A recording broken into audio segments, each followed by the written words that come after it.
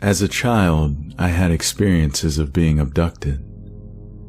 I'd lie awake in my bed all night in a state of hypervigilance, trying to observe the bedroom door, the closet door, windows and walls all around me at once, until I was so exhausted that I'd fall asleep.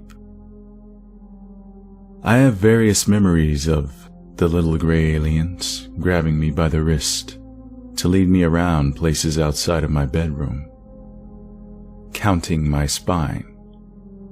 They'd run their fingers up each vertebrae on my back, and in my childlike mind, they were counting them. Entering my room through the walls, and so on. I'm terribly afraid of needles, and I'm always worried that the nurse is going to touch the bone of my arm with the needle. The small gray ones are about as tall as toddlers, 3 feet, I suppose. Classic gray, large heads, big insect eyes.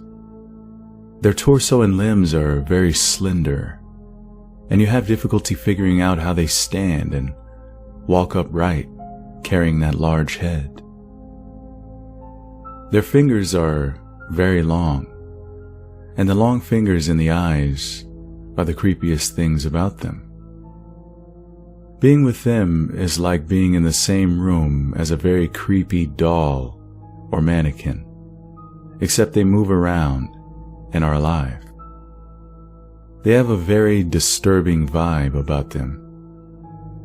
Their skin is gray and seems not to be flesh.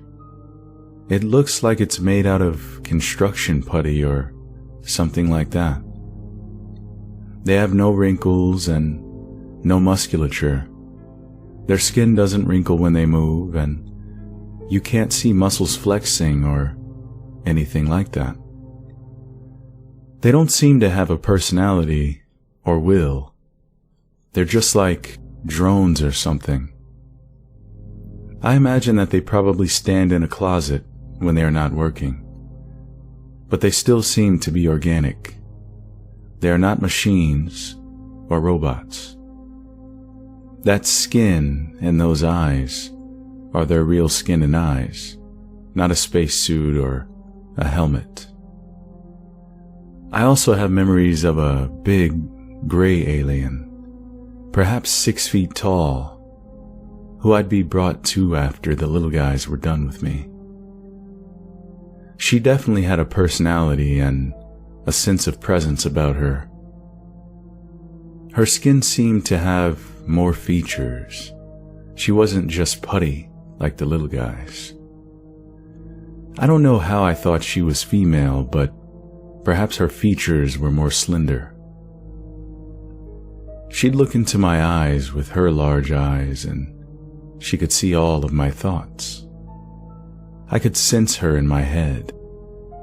She'd say things to me, clearly as an attempt to get me to believe them or buy into them.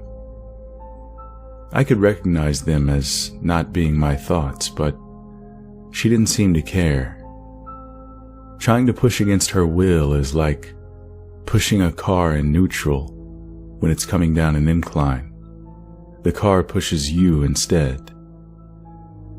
Having her in my mind was a very disempowering experience, and I'd almost liken it to rape. But I don't know what that's really like, and I imagine it's way worse. But I'm trying to give you an idea of what it's like. It's not cool or fun at all. Someone else is in your innermost sanctum, your own mind and thoughts, and you didn't invite them. You don't want them there, and they're just doing whatever they want. At various times, she told me telepathically, don't make too much trash, or people will get sick, and stop cutting down so many trees. She also told me, we're very grateful for your help. You're a big help to us in our project, and don't tell other people about us because they can't see us and will only get upset. She tried to make me feel positive about being there, but I wasn't having any of it. I only wanted them to take me back home. I had no idea where I was. It's like when you're a kid and a teacher tries to encourage you for doing something you don't want to do, like sweeping the floor or picking up after yourself. You did a great job sweeping. You're such a big help. You don't care about helping the teacher. You just want to go and play or whatever. Well, I didn't care what the big one was saying. I just wanted to go home. They've never told me any secrets of the universe, and I've never had any hybrid alien or non-gray experience. I've had sleep paralysis experiences, and to me these are different. Just like a dream is different from a nightmare, and a nightmare is different from sleep paralysis. In sleep paralysis, I have a dream or a nightmare about a physical presence that's hostile or angry and is restraining me or physically accosting me. I panic for a few moments, find that I can't move, and then I jerk myself awake. Once I'm awake, it fades away quickly, just like a nightmare becomes not so real when you wake up. With alien abductions, I don't find myself knowing that they've happened. I just wake up feeling like complete crap, maybe several days in a row. And I might have daydreams about aliens or remembering scenes from alien abduction shows. Sometimes I wake up in the early morning with a sense that they just left, and I won't be able to sleep for hours, and I'll be very aware and afraid of doors and windows. I'm a grown man, and when this happens, I'm not able to fall back asleep for at least an hour. As a kid, I remember finding an alien abduction book in the library, and it was like a door had been unlocked.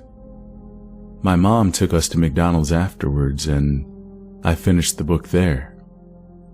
I couldn't put it down, and for the next 3 days, I was in shock. It was like confirmation that they were real, that other people did know about them, and that I was really never safe from them.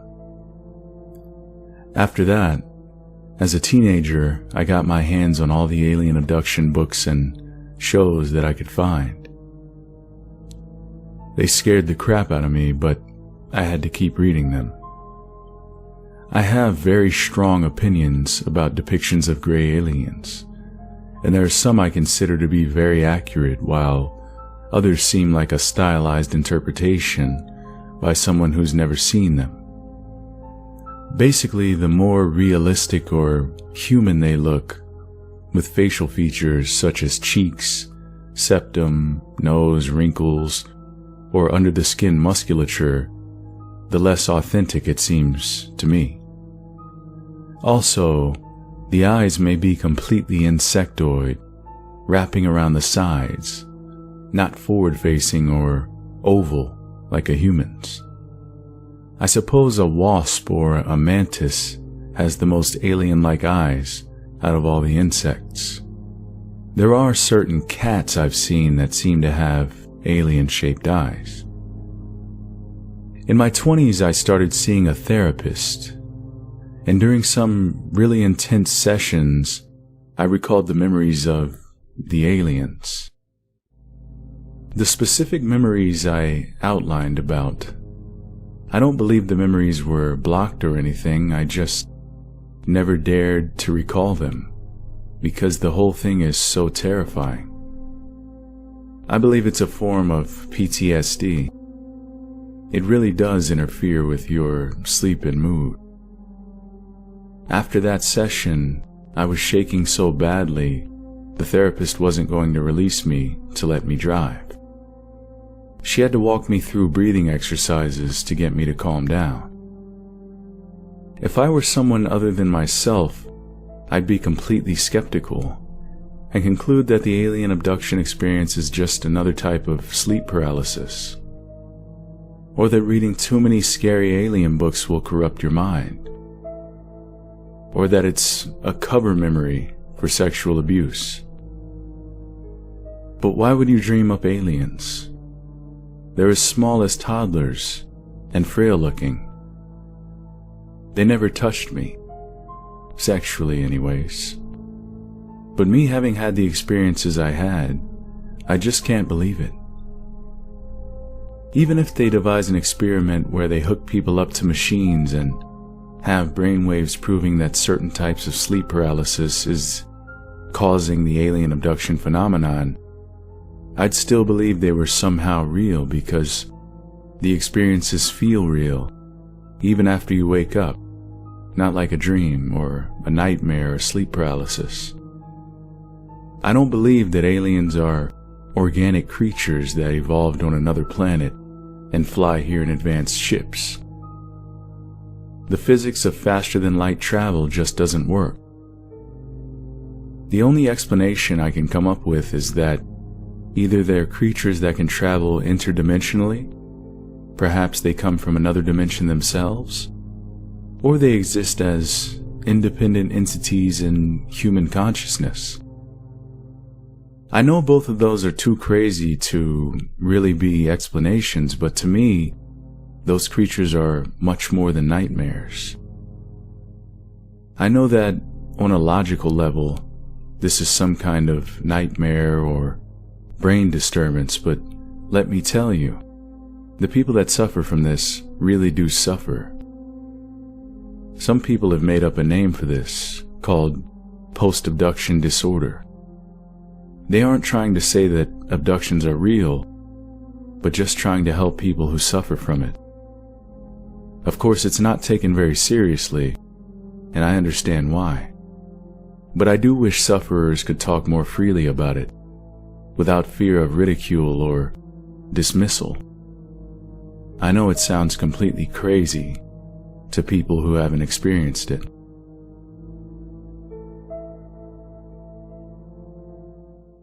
I was driving home for the weekend from school at Indiana University. It takes me about 2 hours to get home, and I left Bloomington around 10 p.m. At exactly 10:53, I was on a rural stretch of the 2-lane highway I normally take home, and I noticed what appeared to be flashing lights behind me. I thought, great, I'm getting pulled over. So I turned onto the next country road, about a quarter mile from where I noticed the lights. As my car came to a stop and I opened my glove box to get out my registration and proof of insurance, the lights suddenly disappeared and no car drove past.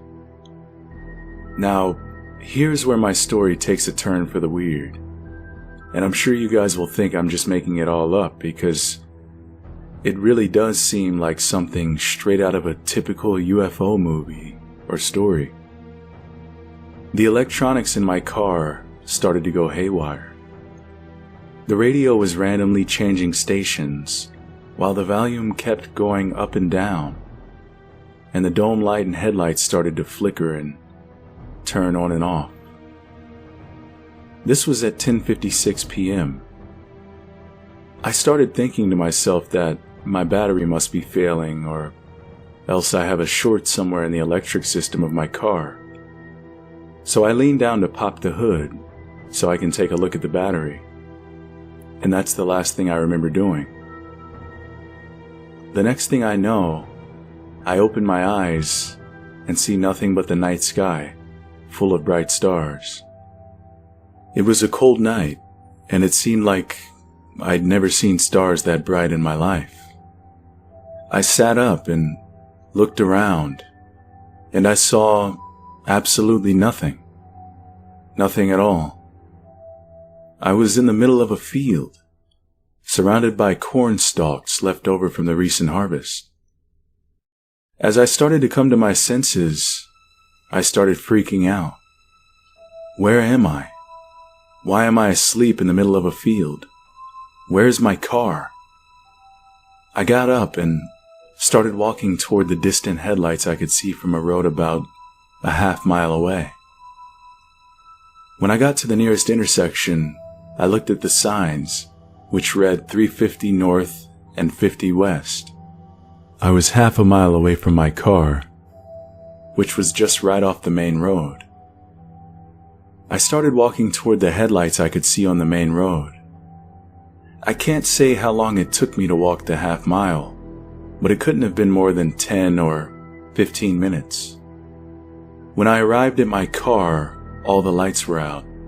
My battery had died, which struck me as odd because I couldn't have been gone for that long.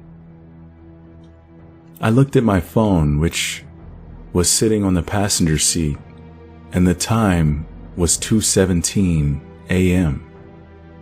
Over 3 hours had passed since I turned off onto the side road because of the flashing lights behind me. I remember sitting in the car completely dumbfounded, wondering what the hell had just happened to me. After about half an hour of just sitting there, I remembered that my battery was dead, so I got on the phone and called AAA to come out and give me a jump. It took about an hour for them to get out to me, since I was a good distance away from the nearest town, during which time I just sat in silence, running through the possible scenarios in my head concerning what had just happened. To this day, I couldn't tell you what really happened to me that night. All I know is I can't think of any plausible explanation as to why I woke up over a half mile away from my car in the middle of a cornfield over 3 hours after I had stopped. I've only shared this story with one other person, my uncle. I'm sure people would either look at me like I'm crazy or they would call BS on the whole story, and I can't blame them. If somebody came to me with a story like that so closely mirrors the stereotypical encounter story, I probably wouldn't believe them either.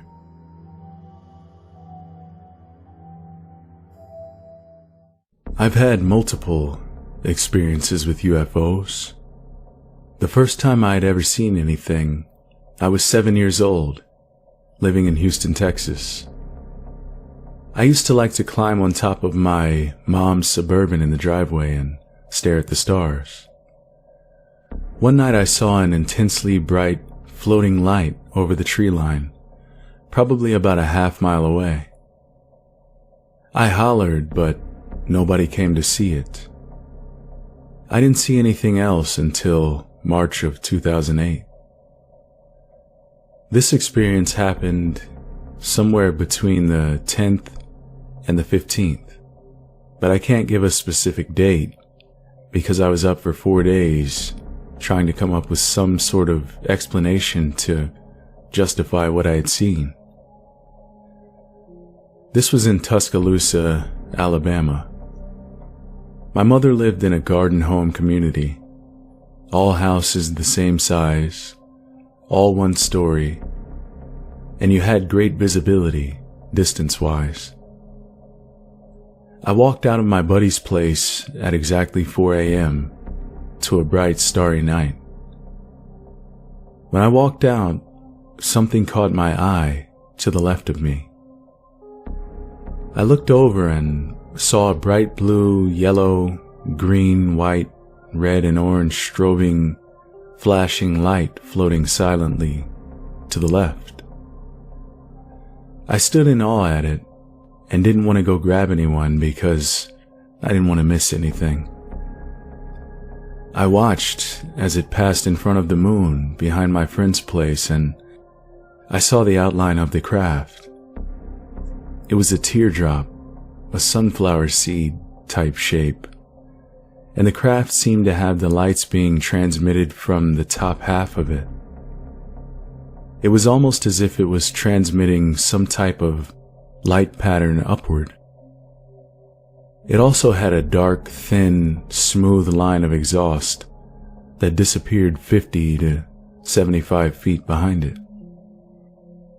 This all occurred no less than 400 yards away from me. After it passed the moon, I ran inside and grabbed someone. He saw it too, but it was too far away to make out what it was. I went home, which was only a few blocks away, and looked out from the driveway the same direction the first craft had come from. I saw 2 dim white lights slowly coming over the horizon at a slow pace, heading right towards me. I then ran inside and grabbed my mother out of bed. We stood there for about 20 minutes while 5 separate crafts flew over us. First came 2, then 2 more, then 1. They were about 6 to 7 minutes apart from each other, maybe 20 miles per hour, around 200 feet up, and completely silent. The way they looked from underneath was each one had 2 huge bright white lights, which were maybe 30 to 40 feet across each, but they were so bright it was hard to get a good estimate. They also had a pulsating red one between the white lights that dimmed and relit. I'd estimate from the size of the white lights that each craft was maybe between 150 to 200 feet wide. The last craft that flew over us flew over lower and slower than the first 4 had. Then it made a noise. It let out a sound that, even to this day, still haunts me. These crafts flew directly over us, and I believe that the sound was a kind of acknowledgement. Whatever was piloting it knew we were watching it, kind of like a hello. I immediately started crying. I had no idea what I was looking at, or had just heard. The second big experience I had occurred a couple of weeks later. I was standing in my driveway, listening to my iPod around 2 a.m.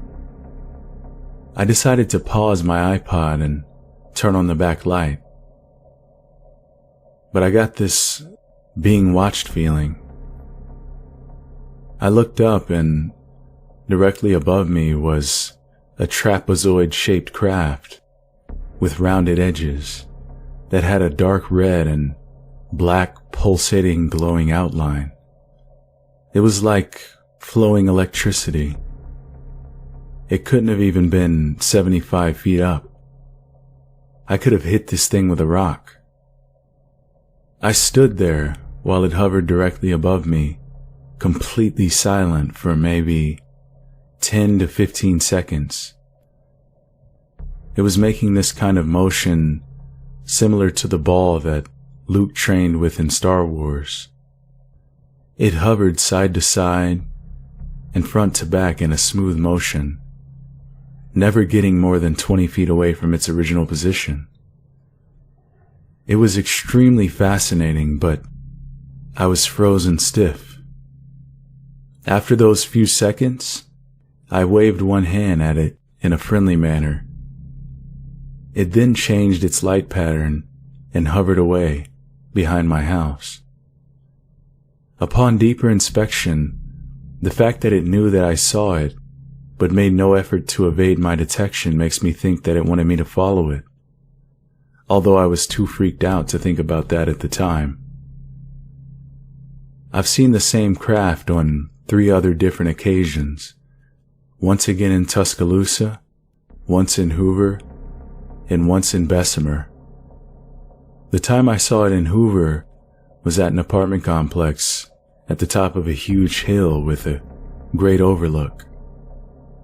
It was nighttime and I was with some friends. Over the overlook, I saw a gray craft facing my direction that looked similar to a Hoth fighter, forgive the Star Wars references. And as soon as I saw it, it took off to the right silently and extremely quick. The times in Bessemer and Tuscaloosa the trapezoid shape appeared in the sky solid white, stretched to twice its length. Then the bottom shot up to the front, like it hit light speed or something. I do frequently see what I like to call streaks. They look like shooting stars, only very low. They move slower, but they still have tails that stream behind them. They can also appear in many different colors. One strange story is, one night when I had a dream in Tuscaloosa. In the dream, I couldn't see or hear anything, but I could feel things. I was laying on something cold and I felt what seemed like rubber between my legs. It was very strange to me since a lot of people who report abductions report sperm and eggs being taken for breeding programs. The next morning, I went to let the dog out in the backyard, which is very small. To the left of the patio, there was a solid white ring in the grass that was maybe 8 to 10 feet wide. I showed my mother and she told me that she had heard a noise that woke her up the night before, but she just dismissed it. Another extremely confusing experience I had occurred in my driveway in Tuscaloosa. To give you an idea of where this occurred, look up Shelton State Community College. The house was less than a quarter mile from the campus in the Inglewood neighborhood. It was nighttime and I heard this static that I could compare to a jet. I looked over and directly above the community college was a light blue slit in the sky. I'd say it was maybe 200 yards long, completely vertical, and had what looked like white electric currents coming off both sides of it.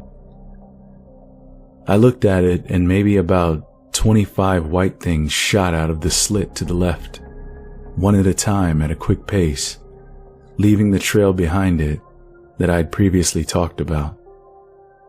After they passed, the bottom of the slit went upward until it closed, and it made a strange sound, and then it was just gone.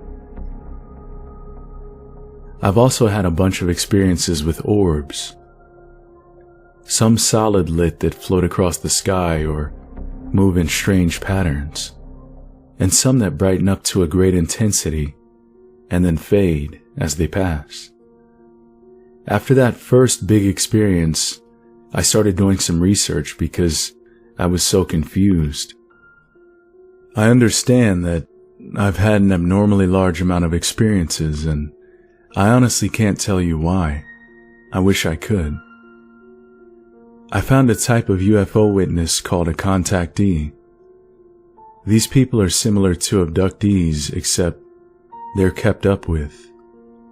I have no idea why I've had so many experiences, and I've only listed a fraction of them. My best guess would be that since I acknowledged the presence of whatever it was that I was seeing, it decided to keep up with me. It's kind of a gift and a curse. There's so few people that I can talk with about it and be taken seriously. I want to seek hypnotherapy to see if there might be anything else I could uncover. I'm grateful, but still don't know much about my experiences. But I do know that there are things out there that simply can't be explained.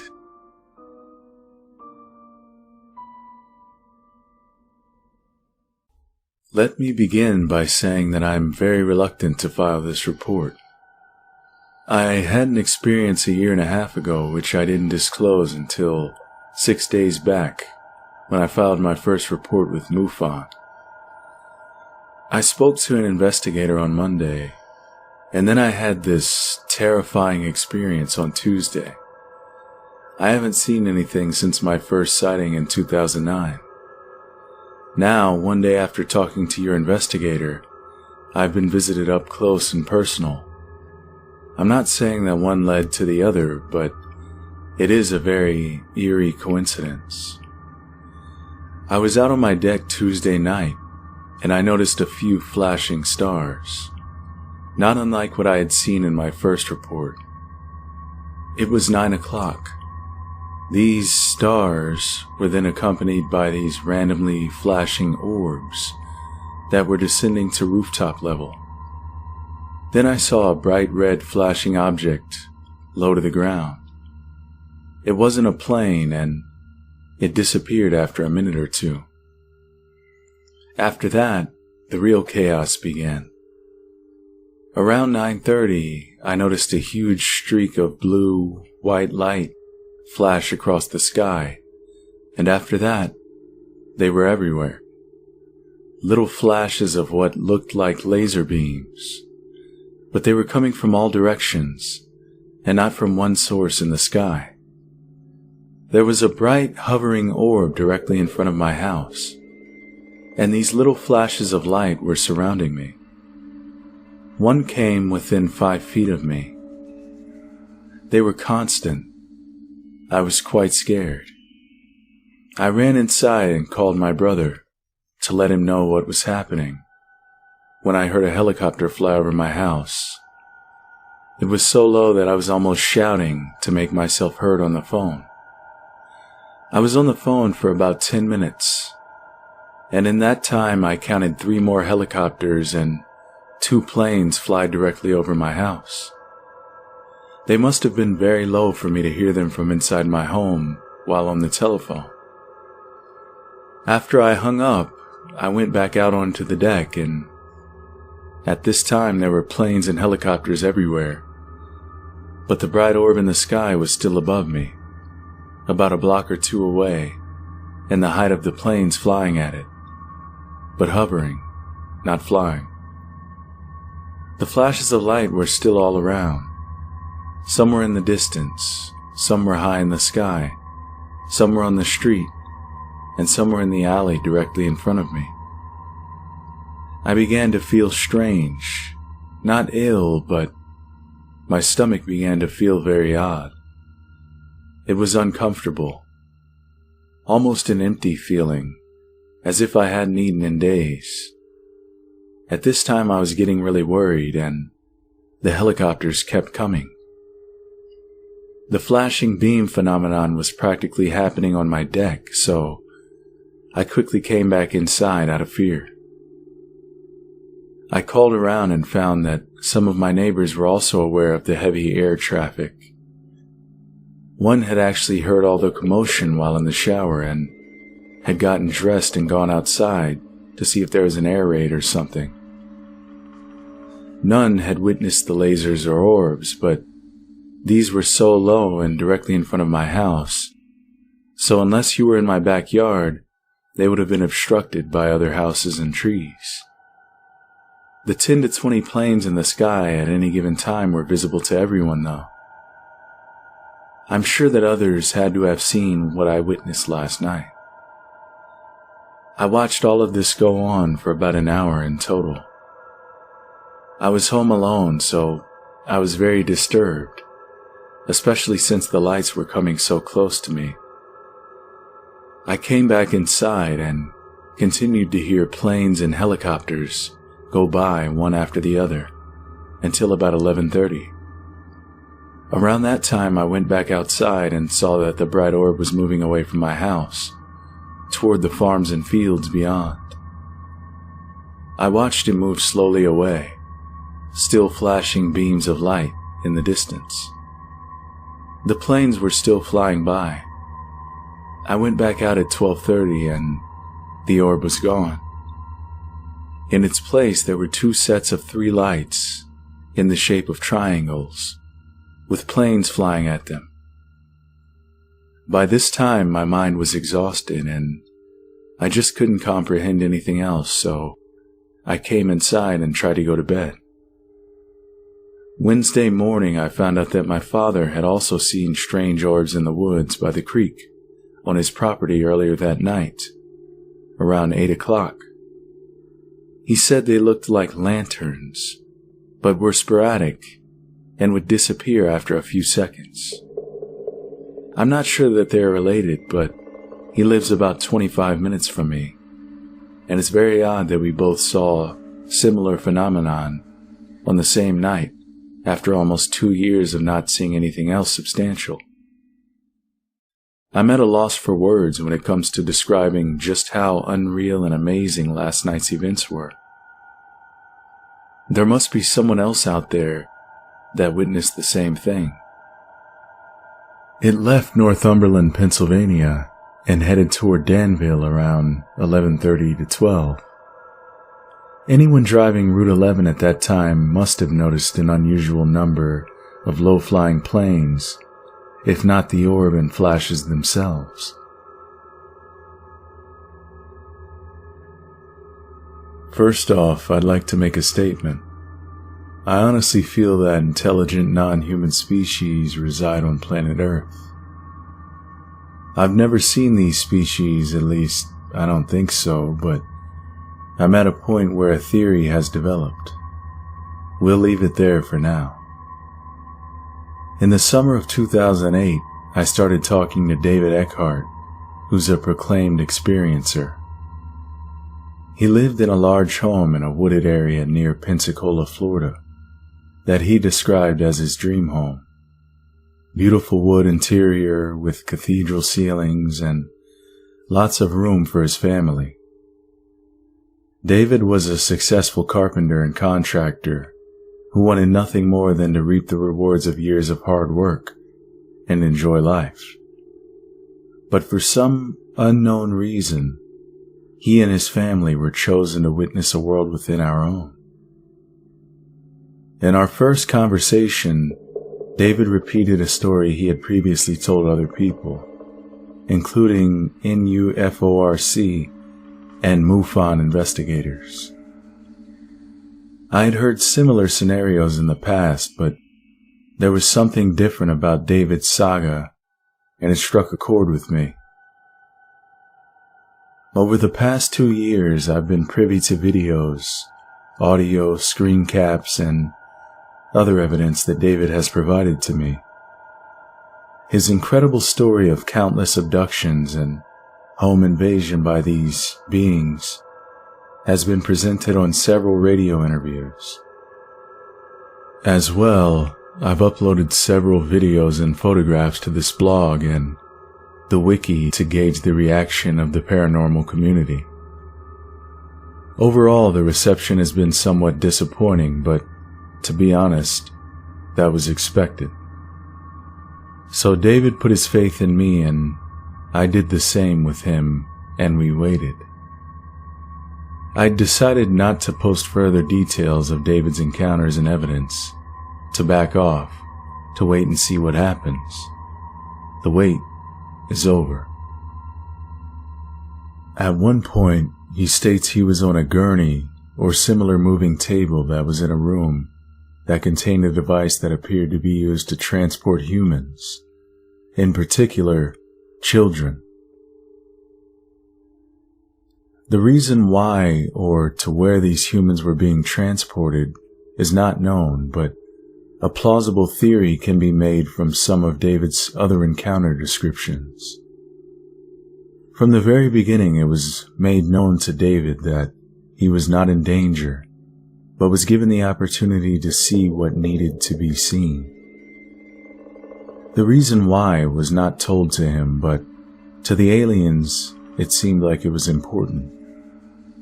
This alien tour guide, or whatever you'd like to call it, was supposedly instructed to show him certain aspects of the alien habitation.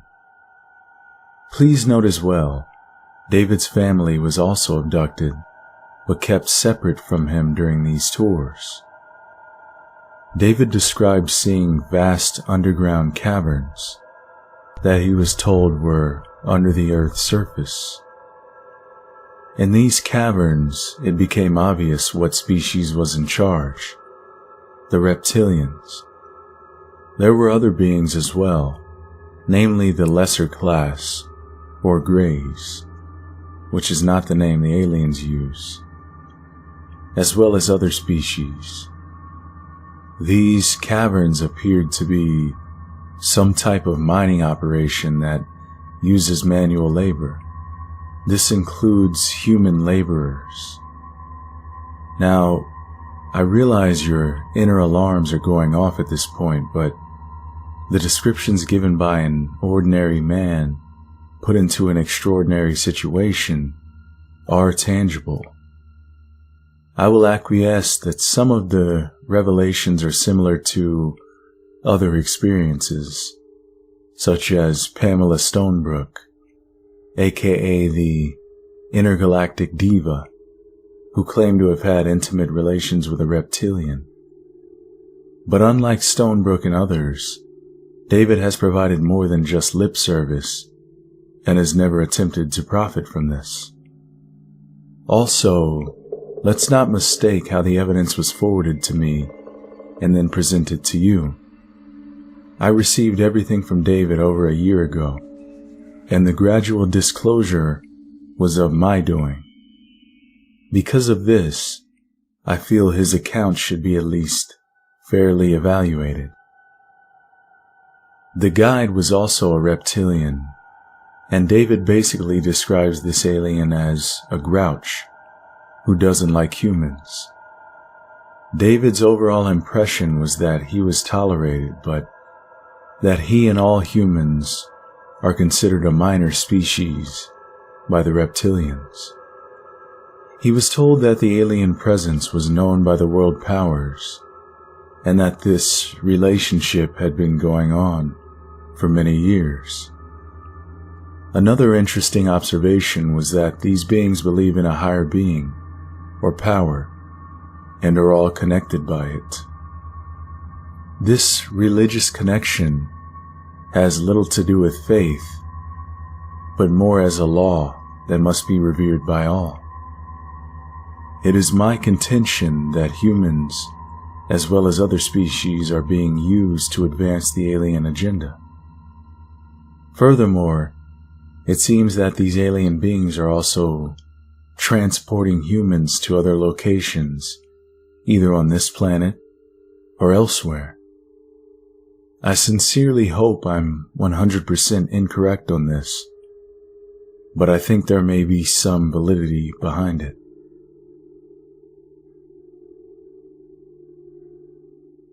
It's been almost 10 years since this happened, but I still can't really understand it, and honestly it makes me uncomfortable to recount this story. I was telling someone this story over the weekend, and they suggested I try to find if anyone else had had a similar experience, so here I am. I went camping in a pretty remote location in the foothills of Tennessee, USA. And the first night my girlfriend at the time, who's now my wife, arrived at the campsite. It was late at night and already dark.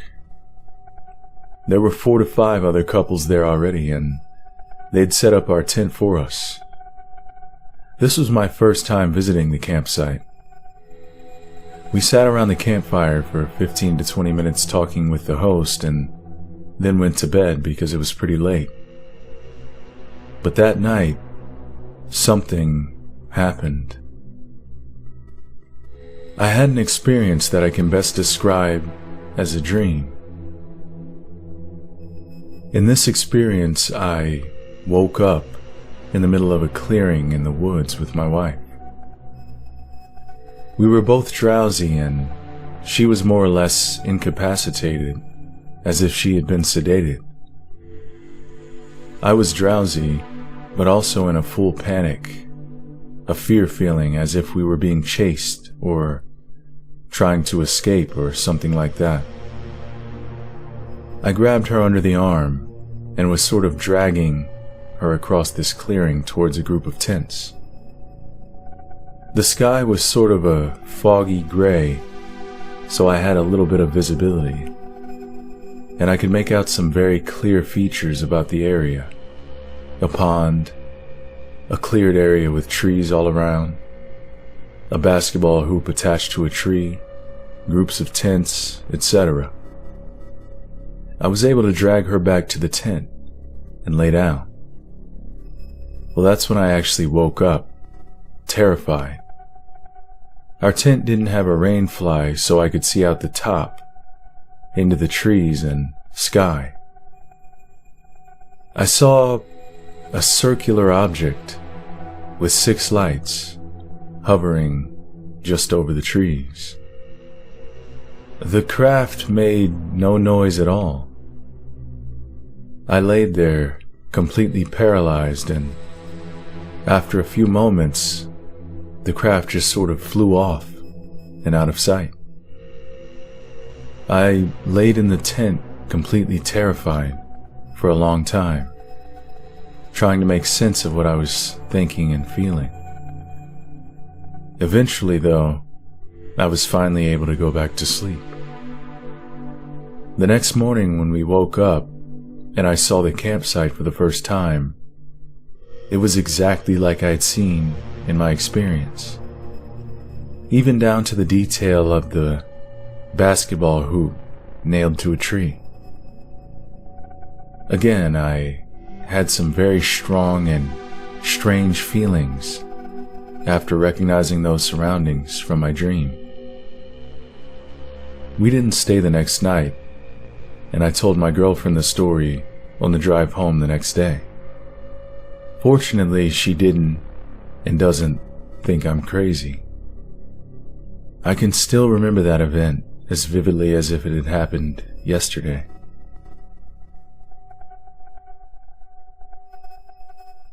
As a child, I was terrified of aliens. Movies, television, any form of media depicting extraterrestrials, specifically greys, was extremely disturbing to me. Despite my fears, I cannot recall an outright abduction experience. I do, however, remember 3 odd occurrences in childhood that have stuck with me, even to this very day. The first occurrence happened when I was about 5 years old. It was the afternoon and I was napping in my parents' bedroom. My parents' bedroom was a fairly large room and was arranged in a way in which the bed was on the wall, opposite of the door, leading into the hallway. I recall waking up lying in the corner on my side against the wall near the door. My head was situated in an awkward angle against the wall. I remember awakening and feeling confused and frightened. I fumbled with the doorknob and went to be with my parents. I don't recall if I told them. The bed was too far away from the wall for me to have fallen out of bed. I could have been sleepwalking, but I don't have a history of this. But I suppose it is possible. It seems benign as I type, but I've always remembered this with unease. The second occurrence I remember occurred at roughly the same age. It was nighttime, and once again I was in my parents' bed. My grandpa had come from out of town to visit us, and was with my parents in the living room. I remember wanting to stay up, as I was excited that my grandpa was in town. I was restlessly lying in bed, unable to sleep when I saw something that frightened me. My parents' room was attached to the master bathroom. As I was scared to sleep in the dark, my parents had left the bathroom light on for me. The bathroom door was closed, but there was enough of a gap between the floor and the door to provide enough of a nightlight. I saw what I perceived to be 2 shadows obscuring the light. I perceived these figures as being inside of the bathroom, pacing back and forth. I don't recall getting my parents, and I assume that I fell back asleep. The third childhood occurrence was in the form of a dream. My other grandparents live on a ranch. In my dream, I was outside with my grandfather, holding his hand. My grandfather was leading me to a large disc-like craft that was on the ground in the pasture in front of the ranch house. We entered the craft, and I recall sitting down on a bench in a dimly lit, humid room. I didn't see anyone or anything else, just my grandfather. During the dream, my grandfather never spoke or acknowledged me aside from leading me to the craft. I remember feeling bizarre and confused, sort of off, when I woke up. As an adult, I've had a recurring bizarre experience. This occurrence happens approximately every few months and actually happened last week. The occurrence is as follows. I wake up early in the morning and feel a presence. Mentally, I always think gray, but I've never seen them in this scenario. I feel frightened and sometimes hear a ringing or buzzing in my ear that resonates into my jaw. As soon as it begins, it's over and I feel an intense itching on my forearms and shins. Usually I fall asleep after this and wake up in the morning without further incidents. However, last time as I was itching, I distinctly heard a door in the house creak, as if someone had moved it. Oddly, my wife recalls hearing the noise as well. I don't know if I'm dreaming or I'm misremembering. I hold a professional job and have a loving family. I have a great life, but have always felt something else was going on with me. Almost like I'm supposed to know something that I just can't connect the dots. I was actually considering hypnosis, but admittedly, I need to research this more.